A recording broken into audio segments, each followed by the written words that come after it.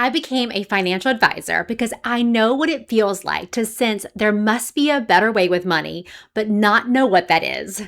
That's because early in my adult life, I had debt, I had no real savings, and I lived with this pressure that I was making decisions that mattered, but I didn't have all the information. I wanted to enjoy life, to travel, to be present, to be responsible, but every choice felt heavy. Not because things were falling apart, but because I knew the stakes were real. And what scared me the most wasn't where I was at the time. It was this fear of getting something wrong, but not realizing it until much later. I remember thinking, what if I mess this up now, but I don't feel the impact until my 40s or 50s? What if one quiet decision today limits the life that I want to live for myself and for my kids years down the road? And that fear is exactly what I hear from clients as they get closer to retirement. They've done a good job, they've worked hard, they've saved, but now they have all these decisions to make, and the decisions feel bigger and more permanent. It's no longer just, hey, am I doing the right thing? It's, what if I get this wrong? What if this one decision affects how we live the rest of our lives? And what I see over and over again is that people at this stage, they're not looking for more information.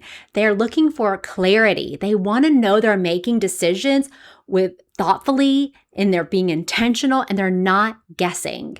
They want to know they're not overlooking something that could quietly come back to haunt them later. And that's why I'm so protective of my clients. I don't believe anyone should have to carry this weight alone, especially when the consequences stretch across decades. So my role is to help slow things down, is to help clients see the big picture and help guide them through these decisions so they can feel confident, not just today, but years from now. I think about my parents often when I do this work, and if they were sitting across the table from an advisor, I'd want that person to listen carefully, to explain things clearly, to help them make decisions that they could feel good about without pressure, confusion, or regret. And that's how I approach every client relationship, not as the hero of the story, but as their guide. The person to help you sort through all the noise, understand your options, and move forward, knowing your decisions support the life you want to live. Because retirement planning isn't really about money.